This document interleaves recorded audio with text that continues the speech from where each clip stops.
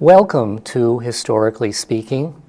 I'm your host, Michael Dwyer, and our episode this month is a sequel to our last presentation on colonial artists. So today we are going to be celebrating artists of American Romanticism and a look at 5 key painters. The first that we are going to look at doesn't necessarily be considered a landscape painter, but John James Audubon was a unique American phenomenon. He was born in Haiti, the son of a French naval officer. He was born on a sugar plantation. And when he was 18 years old, his family decided to send him to the United States so he would not be conscripted in the Napoleonic Wars. And how Audubon made a name for himself as a naturalist and an artist is that, as we well know, he began to capture birds and then stuff them. He was a taxidermist, and as he compiled these beautiful color plates for his monumental work, Birds of America, this was something because of the expensive process and folio size. Since the images of these plates were life-size, the original editions of the book, which were printed between 1828 and 1838, were printed in England.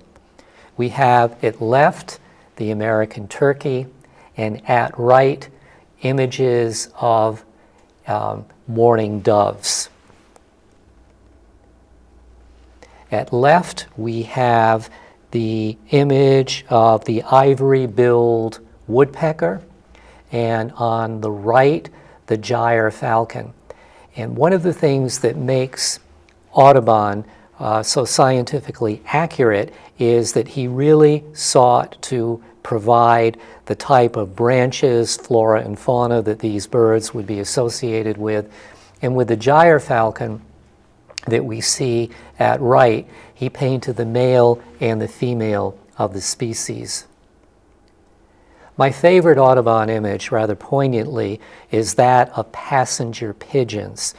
And passenger pigeons, unfortunately, were hunted to extinction, particularly in the latter years of the 19th century, because their beautiful plumage was used for women's hats. And there's an irony in the creation of the Audubon Society for the Preservation and Study of Birds that it was named for a man who shot and stuffed birds. And I don't know if the species has been resurrected, but this passenger pigeon type was the last one was in the Cincinnati Zoo. Her name was Martha, and she died in 1914. And this is the roseate spoonbill, which we could see in the tidal marshes of South Carolina. Now to go into our main presentation on romantic landscape painting. And in our last series, our artists, all of whom were born during the time period of the American colonies living through the American Revolution, we can kind of put them under the umbrella of neoclassicism, which featured very orderly portraits, and when landscapes were painted, they would have qualified as historical landscapes. And the artists that are going to follow that we'll be studying here used as a template a formula for landscape painting that originated in the 17th century with a French landscape painter who is simply known as Claude. His name was Claude Lissy or Glissy, sometimes known as Claude Lorraine. And this is a very carefully constructed landscape. And one of the things that you will always see in what we call the Claudian formula is that we have a storm-blasted stump framing the painting, and we have very clear delineation between the foreground, which is the part of the painting that is closest to us, the middle ground, which we can see here is a lake, and then to create that image of depth, we have the background in misty mountains. So we have a real clear sense of what this could be if it were a three-dimensional landscape. The founder of the Hudson River School of Painting was an Englishman named Thomas Cole. Born in Lancashire, England, came here as a young man. He had studied painting in Europe. He was very much influenced by the Claudian formula, but he put his own American stamp on it and often painted with peers along the Hudson River, hence the name of the Hudson River School. A seminal painting in American art is the Oxbow. The Oxbow, also known as the View from Mount Holyoke. And you can kind of see a little bit of where this once was near Holyoke if you're driving on Route 91 North, and an oxbow is where the Connecticut River doubled back on itself. And we have some very definite philosophical statements here that is at work in this painting. At left, we have the savage, mysterious, wild landscape. A storm is clearing, and in the midst of this wild landscape with the storm-blasted stump that we see at left, if you look very close to the bottom right-hand portion of the painting, you see an umbrella, and near that umbrella we have the image. If you move a little bit to the left, you can barely see it with Cole himself in the midst of this landscape. And in these landscape paintings that we're going to be looking at, we need to just follow the light. So what we have in the latter part of the painting at right is the cleared landscape. We have the cultivation of crops, fields planted, and this is part of the ideal that would come to be known as manifest destiny as America conquers the wilderness. And as an added clue as to what Cole is trying to leave us with here, if you look into the cutting in the mountain, if you were to look at this upside down, carved into this are the Hebrew letters which are represented as Shaddai, which means Almighty. Thomas Cole was commissioned by a man named Lyman Hunt to paint a series of 5 monumental canvases called The Course of Empire. These are huge canvases, and several years ago I had the good fortune of being able to see these paintings displayed across a panoramic room at the Cooperstown Museum of Arts. And having studied these for so many years, it was a real thrill just to behold these magnificent paintings. Following the Claudian formula here, we can see the storm-blasted stump in the left-hand side. We can see the turbulence of nature, and we can see a native encampment off to the right-hand side of the painting. So the savage state. The savage state would be followed by the next image, which is called the pastoral state. And here it's a gentle, tamed landscape. You can see that it's agricultural. We can see shepherds and sheep. We can also see the remnants of a temple towards the middle of the painting. So this is very much an image of the ideal landscape, a balance of nature and farming. In the third painting here, we have what is called the consummation of empire. And just to go back for a moment here, no, that's going forward. Going back, if you look at the mountaintop with the boulder at the top, in this painting you can see that same image. And in this painting, which looks like an overwrought set from a Cecil B. DeMille epic movie, it's just that the architecture has literally obliterated the landscape. It's busy, it's chaotic, it's not very pleasing to have one architectural element piled on top of another. So with consummation of empire, this is the high point of empire, and this is presaging is that this kind of turbulence that we see here, this overcrowding, is going to result in what comes next, which is the destruction of empire. So once again, we can see some of the buildings here referenced from the previous scene. So the clear message between the third painting and the fourth painting is that when you attempt to obliterate nature with overcrowding and trying to control the landscape with overbuilding, this is what will result. Almost at the center of the painting, we can see the same rocky precipice with the rock atop. And instead of the storm-blasted stump, which is so typical of the Claudian formula, we have a broken statue here that Cole uses to transform his painting and to frame his painting. And then lastly, we have the desolation of empire. So the desolation of empire is the aftermath of all of this. And I think the message here that Cole is giving us is that nature in the end will revert and take over. So if you notice the vegetation growing over the buildings, and even the broken column here, which is our storm-blasted stump, we can see a bird's nest at top.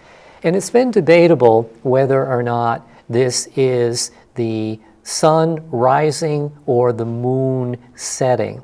And I believe it is a sun rising, which is the new dawn of nature being supreme in the end.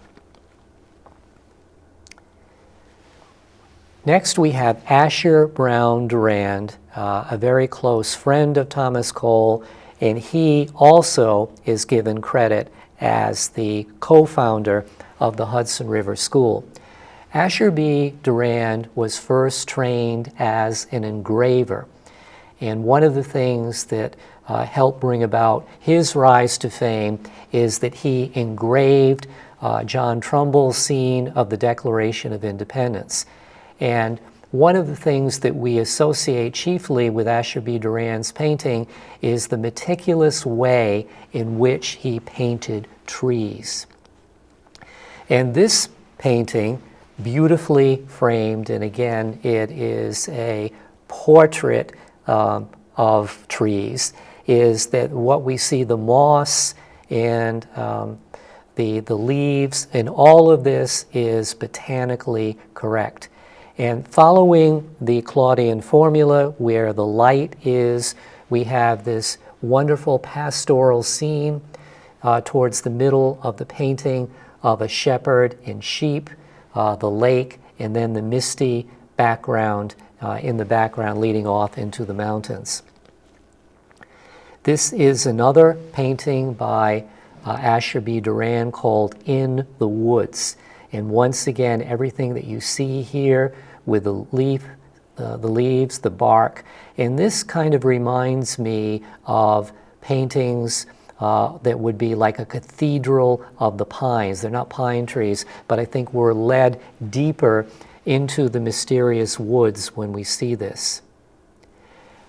A magnificent painting is called Kindred Spirits, and this painting recently sold, and it can now be viewed at the Crystal Bridges Museum of Art in Arkansas.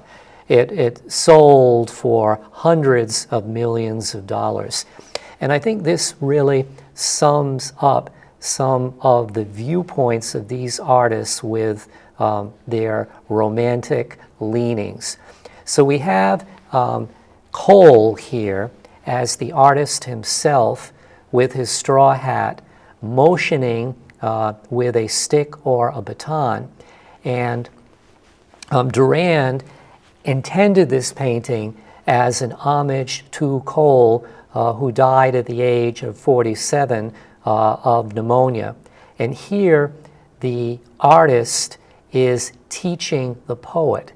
And the man at the left is William Cullen Bryant, a very popular American poet of the 19th century. He was very much a child prodigy. And I'm going to read to you some of William Cullen Bryant's most famous poem, Thanatopsis. He wrote it when he was just a teenager, and there is a short version and a long version. I'm going to read to you the short version. To him who in the love of nature holds communion with her visible forms, she speaks a various language. For his gayer hours she has a voice of gladness and a smile and eloquence of beauty. And she glides into his darker musings with a mild and healing sympathy that steals away their sharpness ere he is aware. When thoughts of that last bitter hour come like a blight over thy image, and sad images of the stern agony and shroud and pall, and breathless darkness, and the narrow house make thee to shudder, and grow sick at heart, go forth under the open skies and list to nature's teachings, while from all around earth and her waters comes a still voice. So this is a very euphemistic way of describing death, that it's not something to be viewed negatively, but death is to be viewed as when humans are reunited with nature. And the way that Cullen Bryant concluded the poem was this: so live that when thy summons comes to join the innumerable caravan which moves to that mysterious realm, where each shall take his chamber in the silent halls of death, thou go not like the quarry slave at night, scourged to his dungeon, but sustained and soothed by an unfaltering trust, approach thy grave like one who wraps the drapery of his couch about him and lies down to pleasant dreams. And to underscore how artists and painters knew one another, worked together, this is Asher B. Durand's painting, very much like you would find in a Thomas Cole painting. This is his painting called Thanatopsis.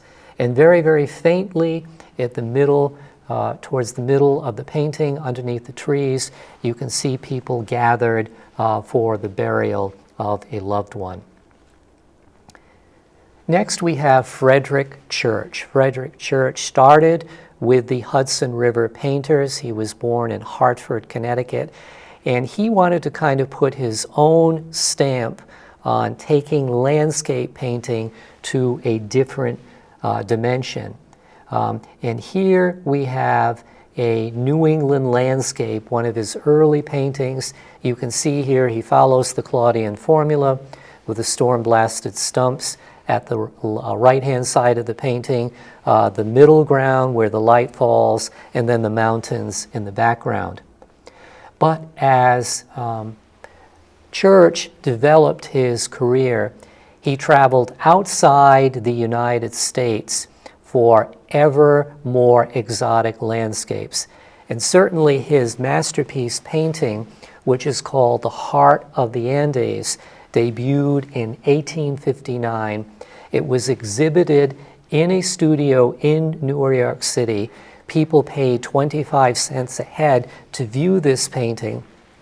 And the way that it was staged is that in the dimly lit gas interior, he would give people little rolls of paper and take them on a journey. And to enhance the sense that people were stepping into the world of this magnificent beauty, he would kind of guide people on a little pilgrimage along the way. You can see the cross here towards the left-hand side of the painting. And he painted in Ecuador a volcano called Cotopaxi. He painted the Aurora Borealis and Niagara Falls. And again, what we see here in these last two paintings is the romantic glorification of the landscape, the beautiful, majestic appeal of nature. He painted the Parthenon, study of the Parthenon, and then the actual painting itself. And if you noticed here, once again, the way that we have the remnants of the Claudian formula, Church chose to paint this with a column like the storm-blasted stump that it just frames the painting. And a shout out here to the town of Hudson, New York, which one can visit the home of Frederick Church. Well worth your while. His home is called Olana. And now, with a nod to the beautiful background that you saw behind me at the beginning of the show, we have Albert Bierstadt.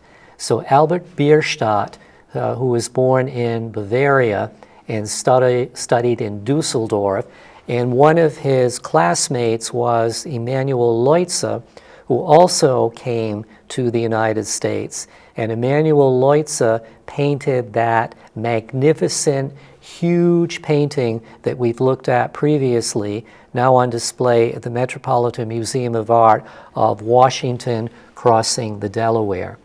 And whereas Frederick Church traveled to exotic locations, it would be Bierstadt who dramatized the American West here. So we have in this very inspirational image, we have looking down Yosemite Valley.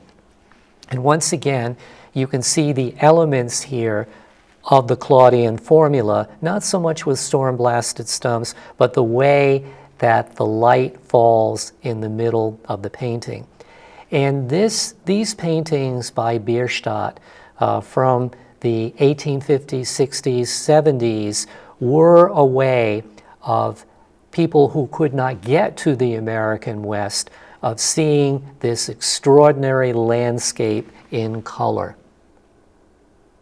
And this one is in Rocky Mountains, Landers Peak, and here you have a Native American encampment in the foreground of the painting.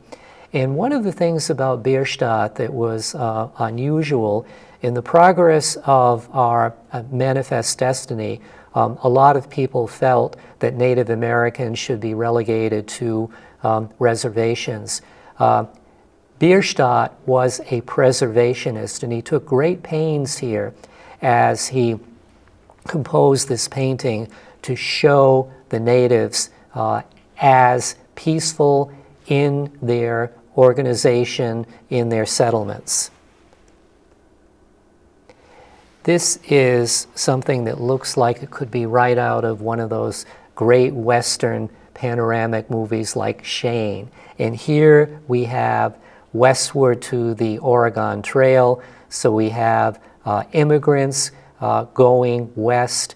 We see the golden sunset of the West, and this is very much an embodiment of manifest destiny and how painters like Bierstadt believed that it was part of our God-given right to move the United States west and to expand. Very interesting scene here that Bierstadt painted called The Last of the Buffalo. And at the time that the buffalo were being slaughtered and again taking away the food source of the Native Americans, I think this is a rather heroic image of a Native American on his horse charging the buffalo. And just to bring our presentation to a close, we're not going to study a great deal about Jasper Cropsey, but we're going to juxtapose two images of the integration of industry with nature. So early on, Jasper Cropsey painted this painting called the Strucca Viaduct. So in the foreground, you see two people kind of leisurely contemplating the landscape. You can see the lake in the middle of the painting. And then we have the viaduct here and the train steaming along. So in this painting, it looks like industry and nature are somewhat harmonized. We can see a small village. So this is similar to what we saw in the right-hand side of Thomas Cole's The Oxbow. It is a balance of industry and nature. And to juxtapose this image to a major change in the landscape, we have this image by George Inness much later in the 19th century called the Lackawanna Valley. And the railroad company actually paid Inness to paint this painting. So when we juxtapose these two paintings, what are we left with here? We have the railroad terminus towards the middle of the painting. We have the train steaming along, but we have a forest that has been cut down. So what are we to make of this? Is Inness glorifying technology, or is he making a sad commentary here on this is what happens, this is the price that we have to pay for progress, for the encroachment of civilization? And my feeling is that he really is sadly acknowledging that this is what happens when industry begins to take over. And I think our best clue as to what he is doing here is that we have this one solitary tree in the same way that we have seen the Claudian formula.